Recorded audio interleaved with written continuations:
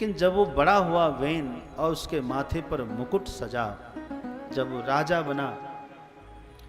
बना करके महाराज अंग तो वन में चले गए। सुनीता से कहा कि तुम यहीं रहो। सुनीता रही बेचारी। जैसे वेन बड़ा हुआ और राजा बना तो उसने अब उसको ऊपर श्राप का वो प्रकोप चढ़ा और वो क्रूर हो गया। धीरे धीरे इतना क्रूर हुआ कि वो कहता है न यष्टव्यम न दातव्यम न होतव्यम द्विजा क्वचित। अरे द्विजो, अरे ब्राह्मणों, ऋषियों, मुनियों, आज से कोई यज्ञ मत करना, कोई हवन नहीं करना, कोई दान नहीं करेगा, कोई पुण्य नहीं करेगा। इति निवार्य धर्मम भेरी घोषेन सर्वथा। कोई धर्म कर्म नहीं करेगा। नगाड़े बजा दिया नगर में चारों तरफ। और हाँ, किसी को ज्यादा ही है कि हमने संकल्प लिया हुआ है यज्ञ का तो हमें करना है, तो संकल्प लिया है तो राजा में ईश्वर का वास होता है यह सोचकर मेरे नाम से हवन करो, वेनाय स्वाहा। हाँ, मेरी पूजा करो। और इतने नास्तिक हो गए, स्वयं इतने विधर्मी हो गए। राजा जब किसी राज्य का राजा चोर होगा तो प्रजा भी चोर हो जाएगी। एकदम गुण आता ही आता है, याद रखना। राजा विधर्मी हो जाए तो वहां की प्रजा भी विधर्मी हो जाती है। राजा धर्मात्मा हो, आस्तिक हो तो हर प्रजा आस्तिक होती है, पाप करने से डरती है। आप बुद्धिमान है, खुद लगाकर देखना, आपको दिखाई देगा। जिस राज्य का राजा मूर्ख होगा वहां की प्रजा भी मूर्ख हो जाएगी। यथा राजा तथा प्रजा, ये नियम है। राजा वेन नास्तिक हुए, विधर्मी हो गए तो उनके प्रजा में सब विधर्मी, गुंडे बदमाश जगह जगह घूमने लगे। हाँ, जगह जगह गुंडा राज हो गया, मांस भक्षी हो गए, सब जीवो जीवस्य भोजनम, कोई वैष्णव नहीं बचा। गिनती के कहीं दिखते। आने वाले समय में भी यही होने वाला है। गिनती के वैष्णव रह जाएंगे। जब घोर कलयुग आएगा ना, अहमदाबाद में एक फलाना वैष्णव है, उनको निमंत्रण दे दो। एक पटना में है, एक बनारस में है, 4 वहाँ है, 2 जयपुर में, ऐसे हो जाए गिनती के। सब विधर्मी हो जाएंगे। ऐसा समय घोर कलयुग आने वाला है। तो राजा वेन के समय भी ऐसा ही हो गया था। गिनती के रह गए थे भक्त, सब विधर्मी, मांस भक्षी। कोई तिलक करता हुआ दिखाई दे तो सब व्यक्ति उसको ऐसे नोचे, ऐसे उसकी निंदा करे कि शर्म के मारे व्यक्ति अगले दिन से तिलक लगाना ही बंद कर दे। हाँ, आश्चर्य है। आप तिलक लगाकर घर से निकलिए, कोई मुसलमान विरोध नहीं करने आएगा, कोई ईसाई, कोई सिख, कोई बौद्धिस्ट आपसे विरोध नहीं कहेगा। लेकिन आपके ही समाज के, अपने ही समाज के कुछ लोग, अरे बड़ा भगत बनता है, साधु बनेगा क्या, अरे बड़ा भगत बनता है, एकदम देखो मीराबाई आ गई है, ऐसे ऐसे कह करके आपको चिढ़ाएंगे लोग। अरे हद तो तब हो गई, छोड़ो तिलक की बात, महिलाएं सिंदूर नहीं लगा रही। अब देखो बात है, जो भारतीय नारी है, सनातन धर्म की आधी आबादी है, वो सिंदूर नहीं लगा रही है। कहाँ तक, क्यों, क्या फैशन आ गया भाई?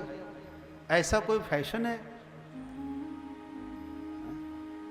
जो आपको अपना सुहाग छुपाना पड़ जा रहा है, जिस सुहाग को नारियों का सबसे श्रेष्ठ आभूषण 16 श्रृंगार है, उसमें सर्वश्रेष्ठ तो सिंदूर है, जो सुहागन को माता पार्वती का वरदान है।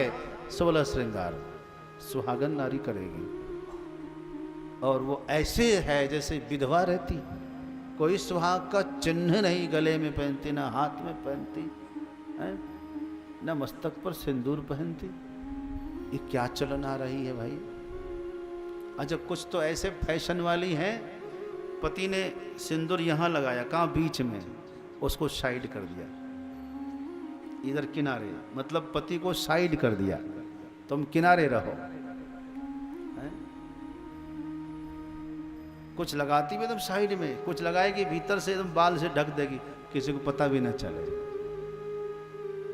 अब विवाह के समय कैसे मांग खोल करके रखी थी, पूरा मांग भरवाई है, आधा भी नहीं।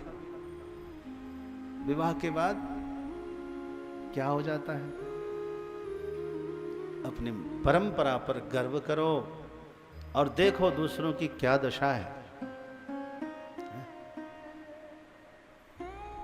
सिंदूर कभी भी गीला नहीं लगाना चाहिए, और चंदन कभी भी सूखा नहीं लगाना चाहिए।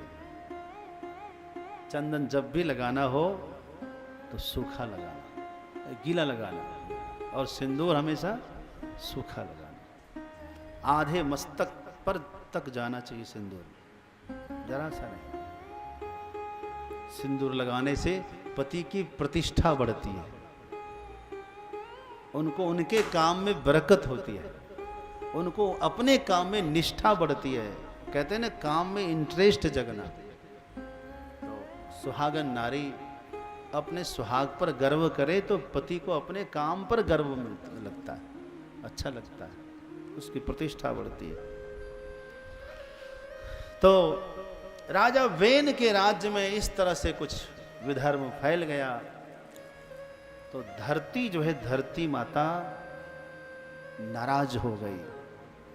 किसान अन्न बोते खेत में तो खेत में रह जाता, एक अंकुर भी नहीं फूटता था।